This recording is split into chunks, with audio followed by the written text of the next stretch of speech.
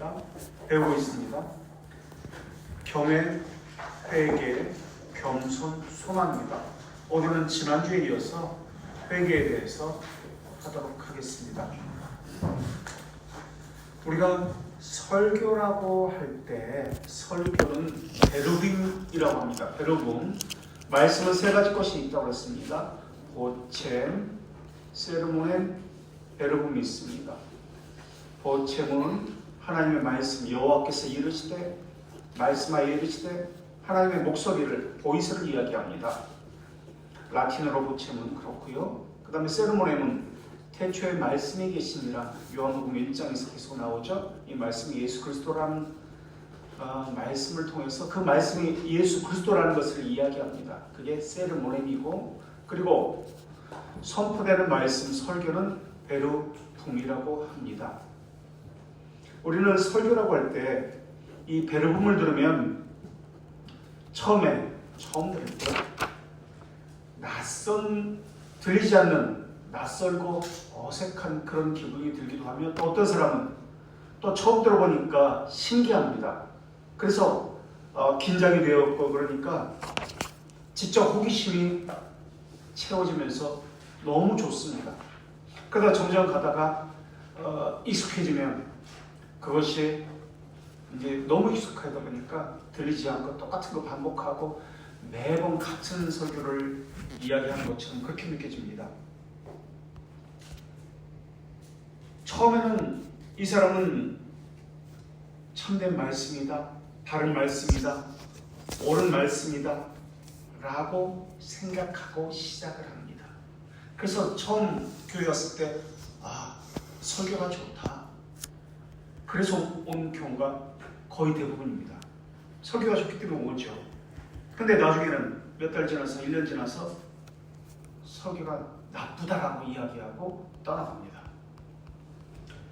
그런데 그러한 사람들을 보면은 삶은 안 바뀝니다. 늘 똑같은 자리에 있습니다. 늘 같은 것에서 넘어집니다. 늘 같은 것을 틀립니다. 늘 부주의하고 정교함이 없습니다. 개념 정리가 안 되면은 점점 짜증나고 귀찮아지고 어렵다고 여기고 힘들게 여기습니다. 처음에는 어려워도 재밌고 좋았는데, 왜냐면 지금까지 자기가 들어보지 못했던 거라 신선했기 때문에 좋았는데, 이제는 지겹고 신경질이 날 정도입니다. 설교라고 할 때, 이 베르빔이라고 할 때 이 베르빔만 이야기하는 것이 아니라 선포된 말씀과 가르치는 말씀이 함께 베르빔이라고 이야기합니다. 그래서 우리가 언제 살폈죠? 하도 많이 해가지고 금요일에 했던가, 지난주 이 시간대 했던가, 계시와 골무전서에서 했군요. 그저께 했군요. 계시는 설교를 이야기하죠. 가르치는 말씀이 따로 있다라고 이야기했습니다. 고린도 교회 가르치는 말씀, 무슨 교리를 가르친다는 것을 이야기하고요. 계시는 설교를 이야기합니다. 근데 이 둘을 합쳐서 설교라고 일반적으로 그렇게 이야기합니다. 그래서 이쪽에서는 이런 측면을 말하고 또 다른 쪽에서는 다른 측면을 이야기하는데, 설교를 들을 때 이것이 연결이 안 되면, 또 개념 정리가 안 되면은 이게 무슨 뜻인지 모릅니다. 그리고 어렵다, 힘들다, 지겹다 느껴지기 시작합니다. 예를 들어서 개념 정리라는 것은 우리가 복음이 무엇인가 정의를 내렸죠. 믿음이 무엇인가 정의를 내렸죠. 회개가 무엇인가 이렇게 정의를 내리고 이것에 대한 분명한 기초적인 지식을 가지고 있는 것을 이야기합니다. 그래서 이런 개념 정리가 안 되니까 참된 믿음, 올바른 믿음에 대한 개념이 설정이 안 됩니다. 그리고 그냥 넘어갑니다. 그게 무슨 뜻인지도 모르고 믿음이구나 라고 하고 맙니다. 그러면서 자기가 듣고 싶은 부분만 듣습니다. 주목해서 듣지 못합니다. 그래서 개념 정리가 안 된 사람은 설교를 들을 때 전체적인 문맥을 살피지 못합니다. 그 문장의 의도를 가지고 있는데 그 의도를 살피지 못합니다. 그래서 자기 느낌, 자기 감정, 자기가 지금까지 체험한 지식에 의해서 걸러냅니다. 그리고 자기가 듣고 싶은 것만 듣습니다.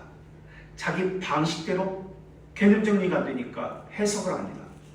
그래서 왜곡된 것을 붙잡는 경우가 많습니다. 알지도 못하고 전체 속에서 이것을 보지도 못합니다. 나무만 붙들고 숲을 보지 못하고 그것도 왜곡된 해석을 가지고 이야기합니다. 그래서 먼저 용어 정리가 되어야 합니다. 개념 정리가 먼저 기초가 되어야 합니다. 그래서 책을 우리가 볼 때도 번역책, 외국 사람이 쓴 번역책을 볼 때 번역자가 여럿이 있는 경우가 있습니다. 한 사람이 처음부터 끝까지 번역한 것이 아니라 두 사람이 번역하기도 하고 한 장은 이 사람이 하고 그 다음 장은 저 사람이 하고 한 장씩 이렇게 번역하는 경우도 있습니다. 그런 책을 보면 안 됩니다. 왜 그럴까요? 번역자가 여럿인 책은 사면 안 되는데 왜 그럴까? 그런 책을 보면서 개념 정리를 할 수 있을까? 불가능합니다. 왜냐하면 이 사람은 이런 관점에서 보고 같은 책이에요. 이런 관점에서 번역을 하고 저 사람은 저런 관점에서 번역을 합니다. 그리고 동일한 용어를 사용하는 것이 아닙니다. 우리가 삼위일체라는 이야기를 우리가 어떤 개념인지 배웠지만은 이 사람은 삼위일체에 대해서 삼위일체라는 단어를 쓰지만은 다른 개념을 가지고 번역하기도 합니다. 그래서 이쪽 말 다르고 저쪽 말 다르고 같은 책에서 관점이 다르게 번역되는 경우가 너무나 많이 있습니다. 그런데 기독교 강의는 우리가 기도를 배우고 있습니다. 3권 20장. 그러나 3권 20장만 가지고 이야기하던가요? 우리가 배우고 있습니다만 아닙니다. 1권에서 말한 것을 3권에서 또 이야기합니다. 3권에서 말한 것을 4권에서 또 이야기합니다. 그런데 이것이 각기 다른 것을 이야기하는 것이 아니라 같은 주제를 가지고 일관성을 가지고 다른 측면을 이야기하지만 이것이 1권에서 이미 이야기했던 것을 3권에서 이야기하고 4권에서 이야기하고 있습니다. 그래서 기독교는 엄청난 책이에요.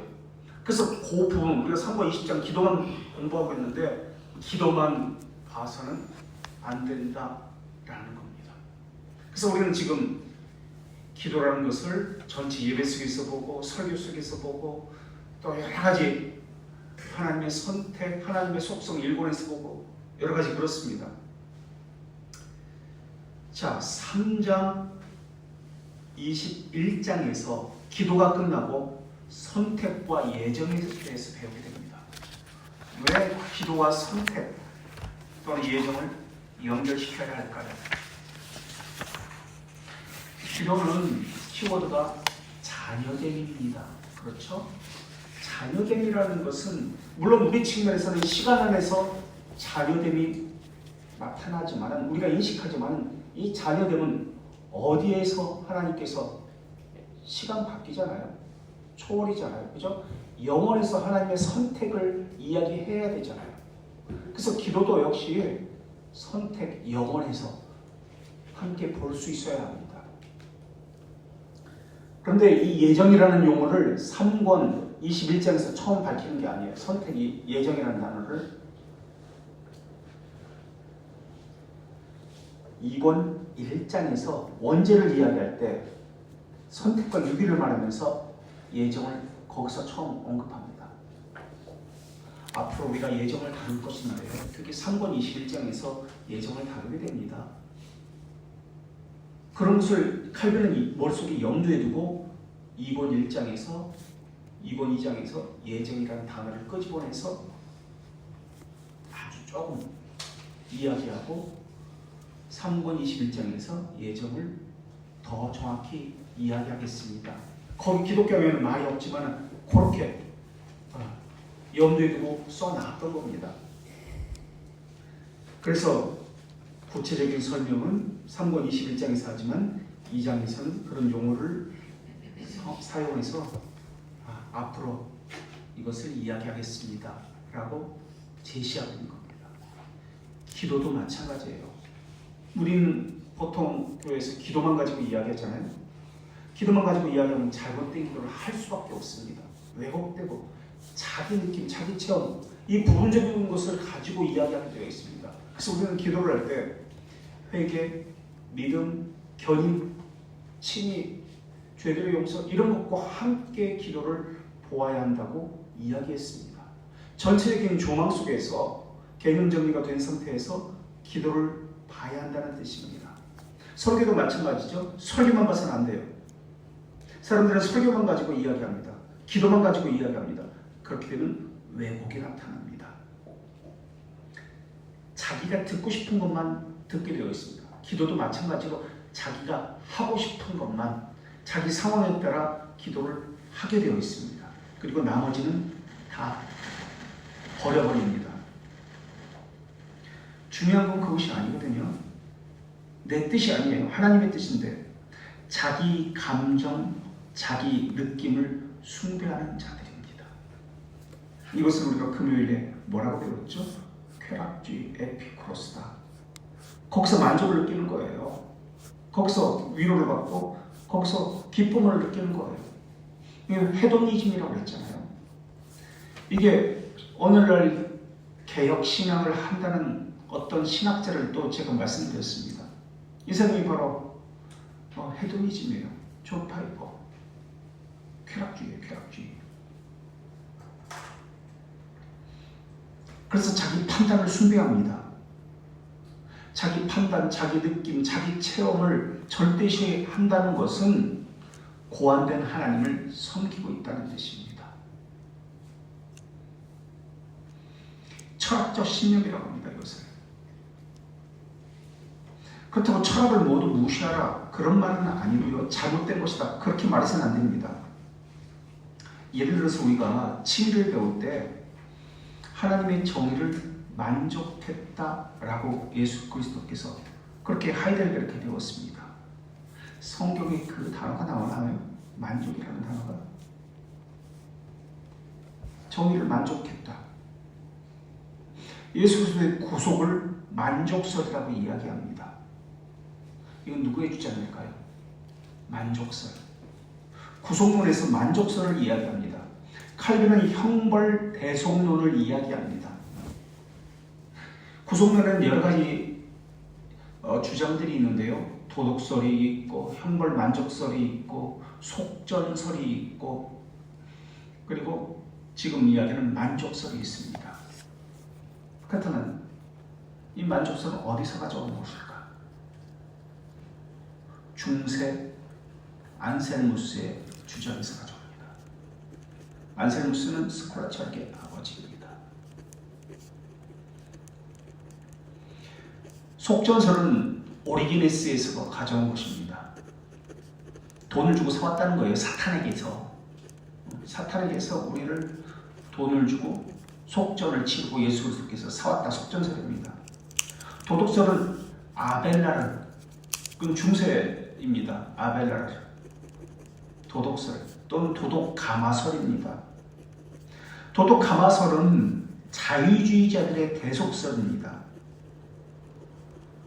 도덕적으로 사람들이 모범을 보여서 사람으로 감화시켜서 그렇게 살게 하려고 예수 그리스도께서 우리를 위해서 죽으셨다. 이게 자유주의자들의 주장입니다.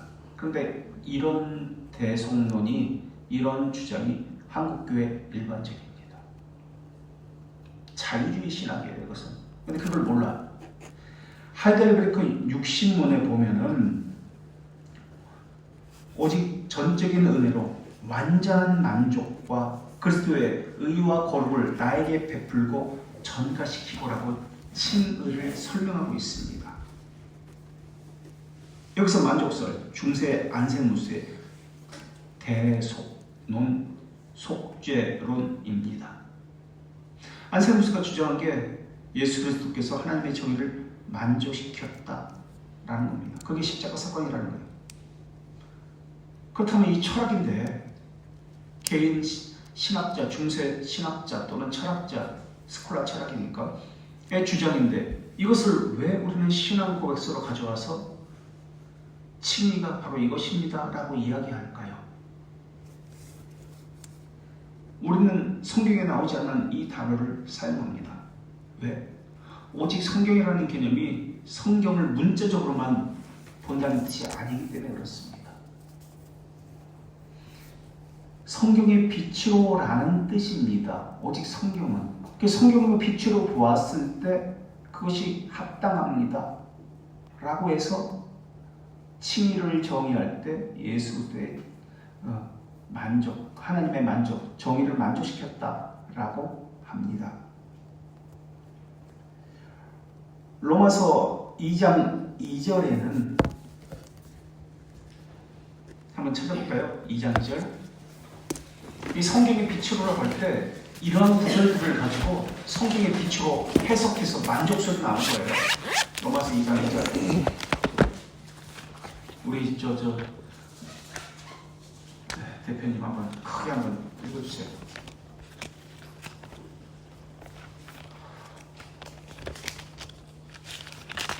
이런 일을 행하는 자에게 하나님의 심판이 진리대로 되는 줄 우리가 아노라. 예, 이런 일을 행하는 자에게는 하나님의 심판이 진리대로 되는 줄 아노라. 또 예레미야 31장 14절에는 내 복으로 내 백성을 만족하게 하라는 말씀이 나옵니다. 예레미야 31장 14절.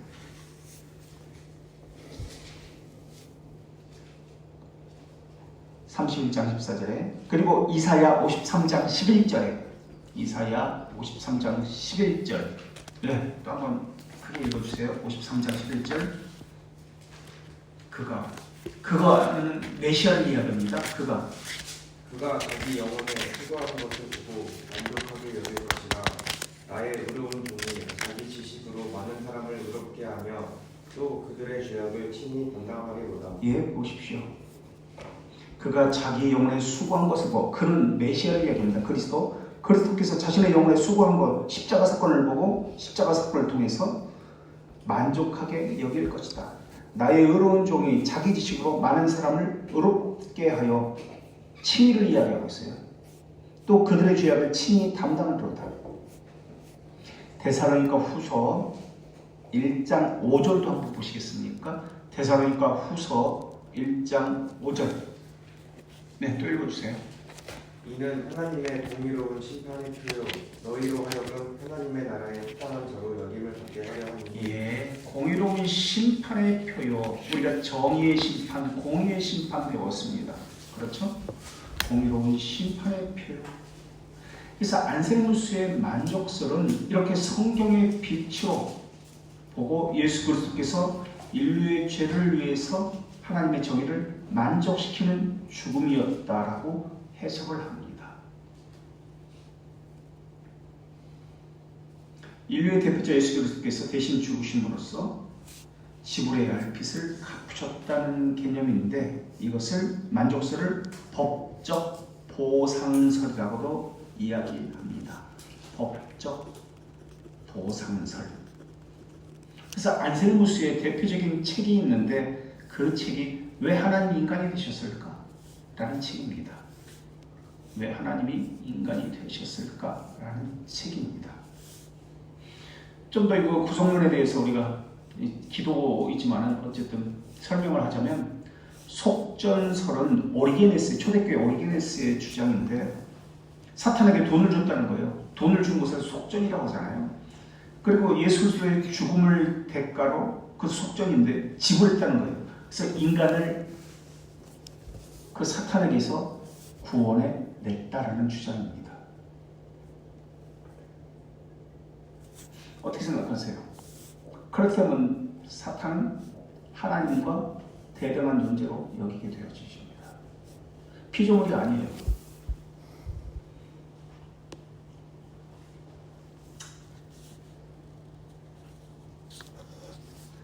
번역체들을 보면은 영어만 아는 사람이 번역한 책들이 거의 대부분이에요. 신학을 번역한 게 아니라 영어를 번역한 거예요. 신학책인데 개념을 알고 번역을 해야 합니다. 근데 개념 정리가 안 된 사람들이 번역을 하는 거예요. 베르금, 말씀 선포와 함께 가는 것은 교리 가르침입니다. 설교만 듣고 신앙이 성장 어렵습니다.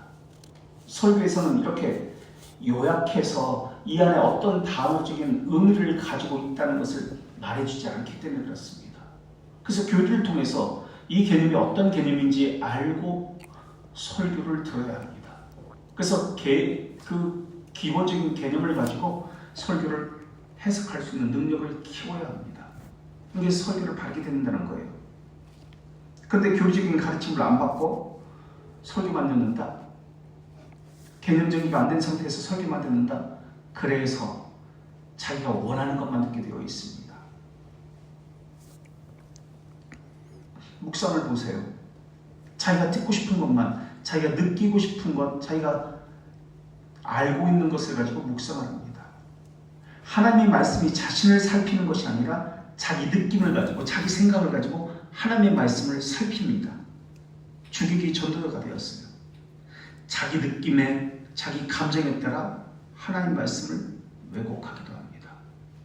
자기가 중심에 있어요. 하나님이 중심에 있는 것이 아니라 말씀이 중심에 있어서 자신의 내면을 살펴야 되는데 그런 것이 없어요.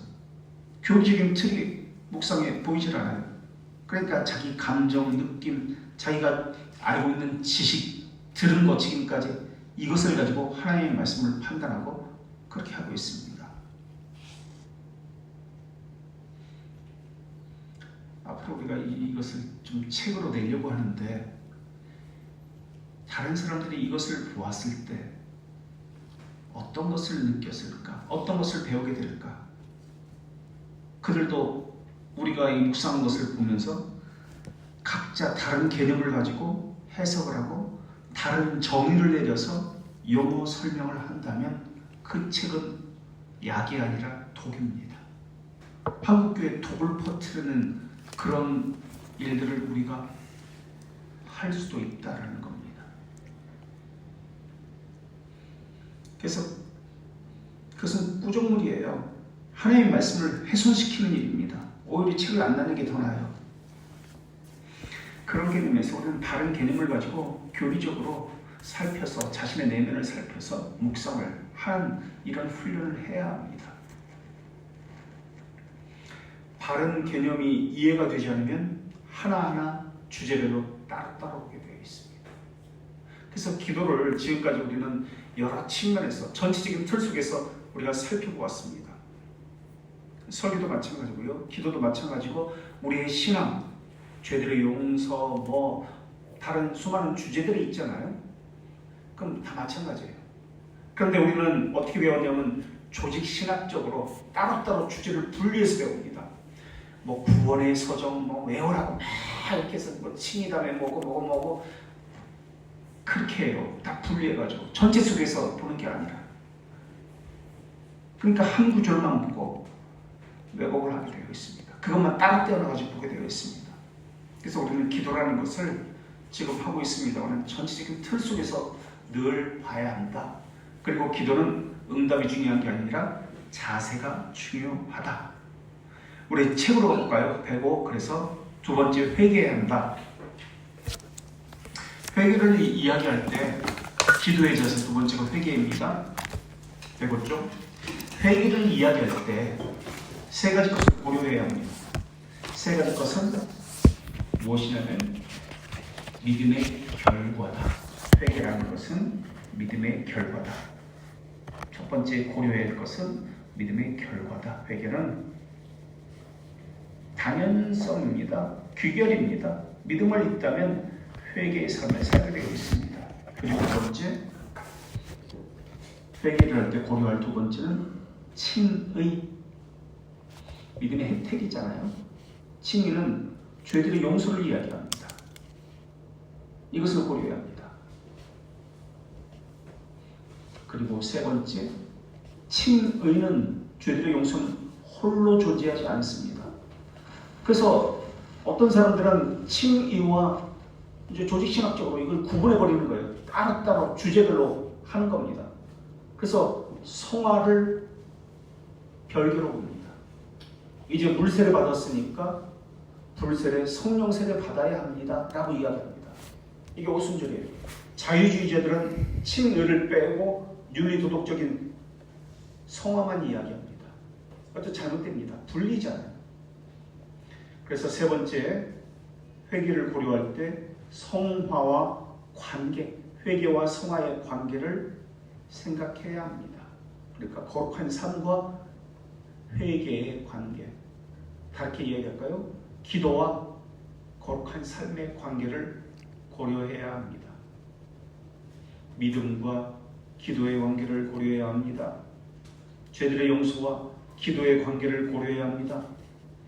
거룩한 삶과 기도의 관계를 고려해야 합니다. 우리는 기도할 때 무심코 기도합니다. 이런 것을 염두에 두지 않습니다. 훈련이 되지 않았어요. 그러니까 자기가 원하는 대로 기도합니다. 하나님과 상거래를 하기도 합니다. 내가 이렇게 할 테니까 이렇게 해주십시오. 마치 아까 이야기했던 속전설처럼 자기를 하나님의 위치에 두고 대등한 관계에서 거래를 하고자 합니다.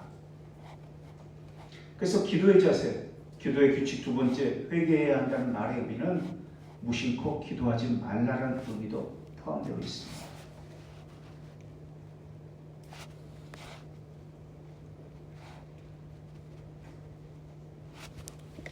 성령님의 말할 수 없는 탄식에 대해서 우리가 이야기했죠.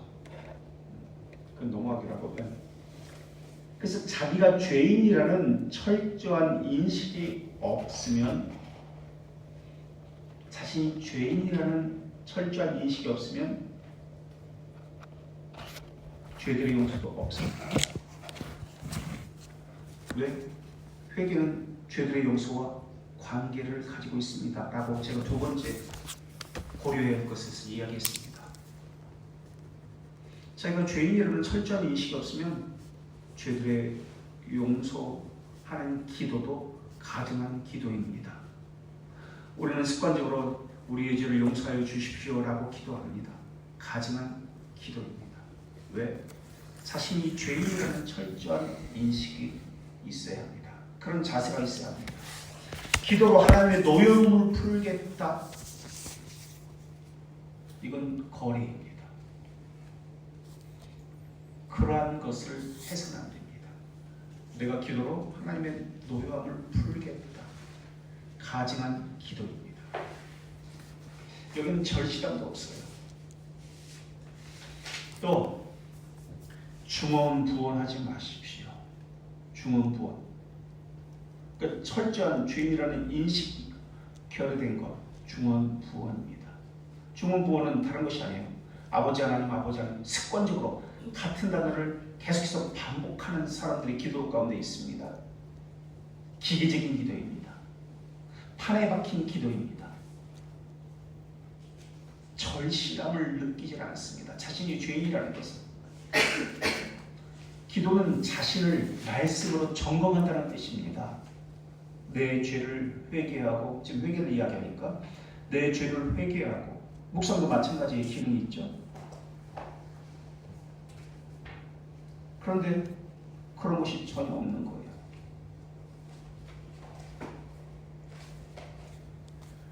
회개를 이야기할 때 또 두 가지 것을 이야기해야 합니다. 하나는 중생과 관련되어 있습니다. 그러니까 기도를 이야기할 때 중생과 관련된 것을 이야기해야 한다는 뜻입니다. 회개는 중생. 중생은 우리가 벨지카 22장에서 이미 배워서 알고 있는 대로 하나님께서 주시는 믿음이 있고, 우리 측면에서 하나님께서 주신 믿음을 받았을 때 이 믿음을 또 어떤 믿음이라고 하는지를 이야기합니다. 하나님께서 주시는 믿음을 무슨 믿음이라고 이야기하죠? 벨지카 22장 1항에서 올바른 믿음이라고 합니다. upright faith라고 합니다. 그렇다면 회개는 중생, 올바른 믿음과 관련시켜야 합니다. 기도 역시 올바른 기도를 해야 하는데 무엇과 관련시켜야 합니까? 하나님의 뜻, 하나님의 속성과 관련시켜야 합니다. 어떻게 하나님의 뜻을 알 수 있습니까? 하나님의 속성과 모순되고 갈등되고 충돌되면 이것은 잘못된 기도입니다. 자, 그렇다면 올바른 믿음을 받은 사람은 벨기카 24장에서는 또 어떤 믿음이라고 우리 측면에서 이야기하죠? 참된 믿음이라고 이야기합니다. true라고 합니다. true faith라고 합니다. 벨기카 24장 1항에서 이야기합니다. 그런데 보십시오. 하이델베르크 88문에서 참된 회개가 무엇인지를 이야기합니다. 참된 회개는 두 가지 것으로 죄주기와 영살리기, 죄주기는 옛사람 죽이기, 영살리기는 새사람 살리기라고 합니다. 우리는 회개를 이야기하면서 참된 회개를 믿음과의 관계 속에서 살펴야 한다고 했습니다. 그렇다면 하나님께서 주신 올바른 믿음을 업라이트를 가진 사람은 참된 믿음을 갖습니다. true faith를 갖습니다. true faith를 가진 사람은 참된 회개의 삶을 삽니다. 이렇게 연결되어야 합니다.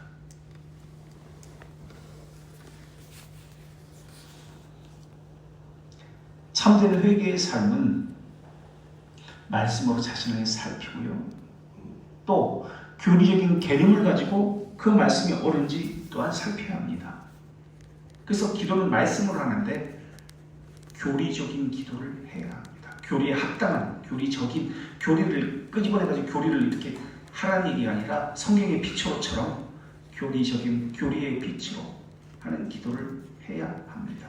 그것이 합당하고 옳은 기도, 참된 기도입니다.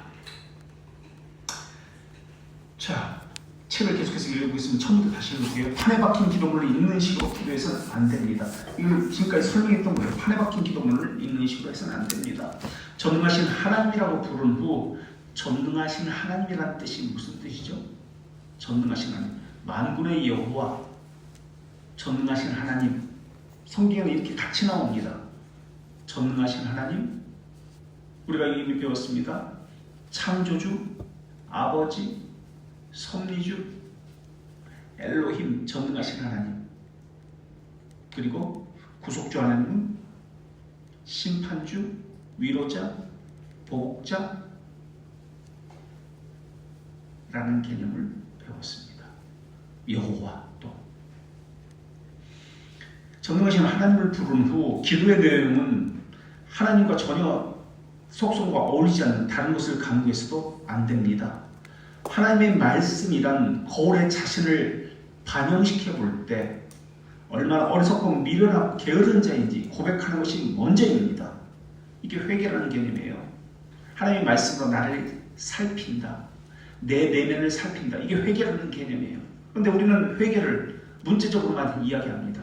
내 죄를 이것도 회개해주고 저것도 용서해주고 계속 그렇게만 이야기합니다. 그래서 기도를 배울 때 우리 문자적으로 배워요. 첫째는 이렇게 하고 두 번째는 기도의 단계가 이고 세 번째 단계는 이거다. 게으름이라는 것은 어떤 뜻이냐면 나태란 뜻이 아닙니다. 아무것도 안 한다는 뜻이 아니에요. 여기서 게으름이라는 것은 칼빈은 이야기하는데 자기가 하고 싶은 거 하는 거예요. 자기가 하고 싶은 것은 열심히 냅니다. 자기가 우선순위라고 생각하는 것은 어떤 대가를 치르고라도 그걸 하고야 합니다. 이것을 게으름이라고 합니다. 하고 싶은 대로 하는 거. 자기가 생각한 그대로 하는 것. 자발적으로 악을 행하는 자신을 쏟아내야 합니다. 자발적으로 악을 행하는 숨겨진 내면의 것을 쏟아내야 한다는 뜻이에요. 묵상이 그것을 하는 거예요. 숨겨진 내면의 것. 우리의 불충분성, 불경건성, 자격 없음, 하나씩 행위들을 열거하면서 하나님께 변명과 사정을 쏟아내야 합니다. 우리가 참된 회개를 이야기할 때 고린도 후서 7장에서 7가지 측면에서 살펴야 한다고 했습니다. 그것을 지금 이야기합니다. 변명, 사정을 쏟아내야 합니다. 전지하신 하나님 앞에, 어디든 계시든 하나님 앞에, 언제나 변함없는 하나님 앞에. 이게 묵상입니다. 이게 묵상이에요. 전지하신 하나님, 뭐든지 아시고 어디든 계신 하나님, 언제나 변함없는 하나님 앞에. 그래서 순종해야 합니다. 외식하면 안 됩니다. 그런데 묵상을 보면 어떤 사람들은 자기가 없어요. 주어를 넣으라고 그랬잖아요. 제가 묵상을 이야기하면서 주어를 넣으면 이게 바른 묵상인지 아닌지 알 수 있다. 나라는 주어가 있습니까? 항상 살펴야 돼요. 근데 나라는 없고 우리 교회가 신자가 그렇게 하면 안 됩니다. 교회가 그렇게 하면 안 됩니다. 일반적인 이런 것을 가지고 이야기합니다. 사람들이 그렇게 하고 있습니다. 뇌가 없어요. 자신의 지성과 이성까지도 내려놓아야 합니다. 하나님의 거룩하신 앞에 이것은 자신을 드러내야 합니다. 거룩하신 앞에 이거는 혹시 주기도문의 몇 번째 청원일까요? 주기도문의 몇 번째 청원일까요? 하나님의 거룩하심 앞에 자기를 내놓는 것. 우리 291쪽 교리문답서 대교리문답 190문입니다.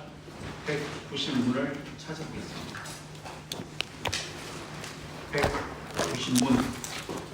190문에 우리 또 이제 며칠 안 남으셨는데 힘드십니다. 수고하십니다. 우리 대표님 만나서 190문 대교리문답 291쪽에 있습니다.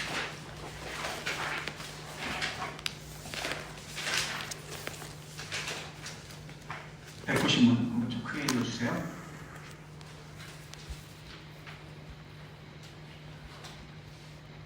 대교리문답 190문.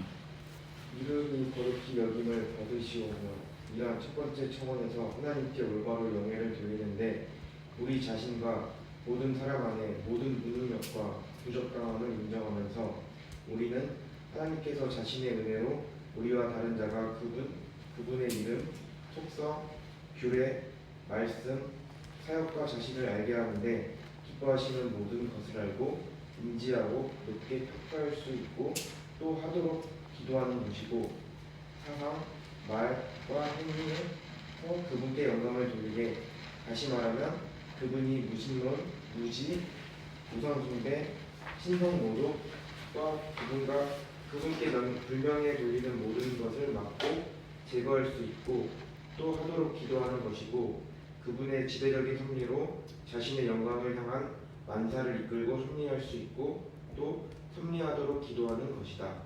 예, 우리 주기도문 첫 번째 기도의 뜻이 이겁니다.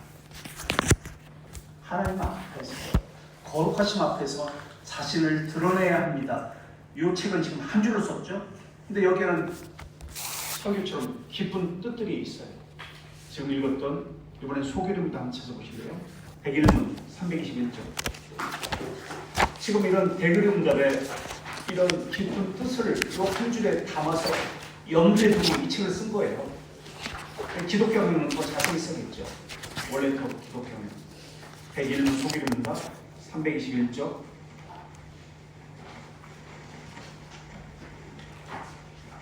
321쪽에 있습니다. 101문. 다른 분 한번 읽어주세요. 그럼 크게. 야 이현아. 당신의 이름이 거룩히 여김을 받으시오며라는 첫째 청원에서 우리는 하나님께서 자신을 알게 한 모든 것에서 우리와 다른 자가 그분께 영광을 돌릴 수 있게 해달라고 기도하고 그분이 자신의 영광에 이르도록 만사에 섭리해 달라고 기도합니다. 예, 101문에서는 이렇게 설명합니다. 그러니까 기도를 한다고 하나님의 거룩하심을 방해하지 말라는 뜻입니다. 하나님의 거룩하심을 방해하지 마십시오. 하나님의 거룩하심을 방해하는 모든 것을 제거하십시오. 이게 기도입니다. 이게 회개라는 개념이에요. 그것을 살펴야 합니다. 살핀 다음에 그것이 나올 수 있습니다. 그래서 묵상을 통해서 나오는 것이 기도입니다. 하나님의 거룩하심 앞에 자신을 드러내야 합니다. 또 이것은 거룩하심 앞에 자신을 드러내야 한다는 말은 지금은 죄주기를 이야기했습니다. 그죠? 자신의 죄를 살피고 숨겨진 내면의 것 어떻게 하라는 것 이런 것을 죄주기를 이야기했던 또 영살리기 바르게 살고자 하는 열정을 가져야 합니다라는 뜻이기도 합니다. 하나님의 거룩하심 앞에 자신을 드러내야 합니다라는 것은 죄지기와 영상이기의 개념이 들어갔는데, 이번에는 하나님 앞에서 바르게 하나님의 뜻대로 살고자 하는 열정을 가져야 합니다라는 뜻입니다. 이런 면에서 이름이 거룩히 여김을 받으시오며 라는 의미를 이해할 수 있습니다. 이번에는 이름이 거룩히 여김을 받으시오며라고 합니다. 회개 없이 기도 없다. 올바로 기도하라. 그런 뜻인데요. 하나님의 이름이라고 했습니다. 이름이 거룩히 여김을 받으시오. 그러면 이름이라고 했을 때 하나님의 이름의 의미를 알고 있어야 합니다 라는 개념을 전제로 하고 있습니다. 하나님의 영광스러운 이름에 합당하게 하라라는 개념을 지금 이야기하고 있습니다. 엘로힘이라는 뜻은 하나님을 이야기할 때 전능하신 하나님이라는 개념입니다. 전능이라는 개념이 능력과 관련되어 있습니다.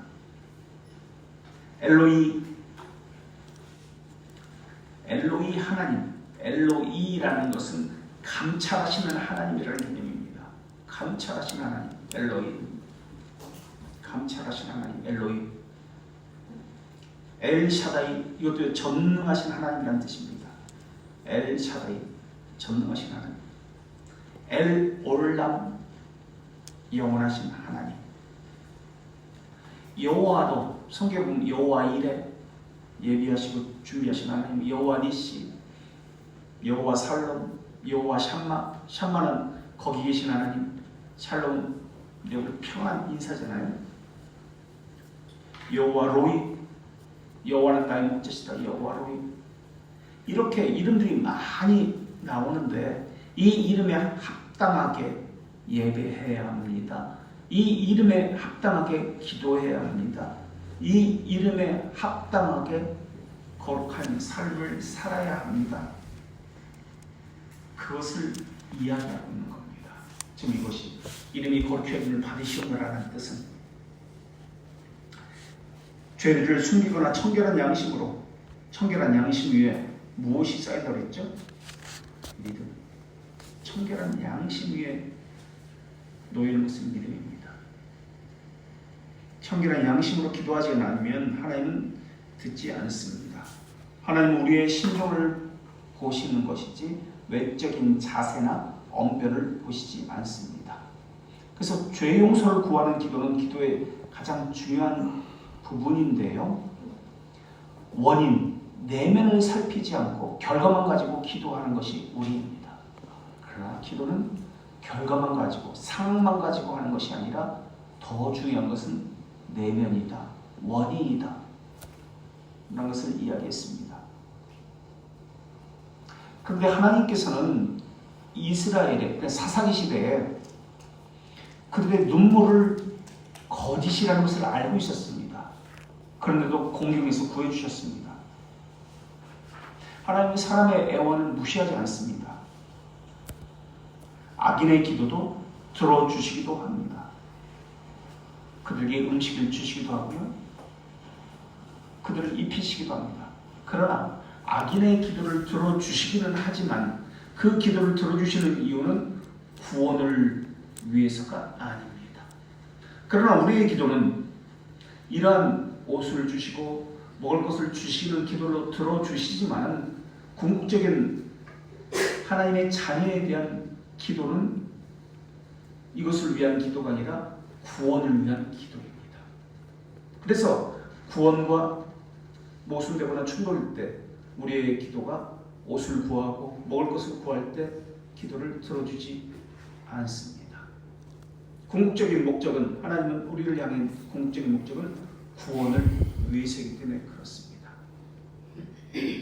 자, 여기까지 혹시 질문이나 나누고 있어요? 다음 주는 이제 세 번째입니다. 기도의 세 번째 자세를 하도록 하겠습니다.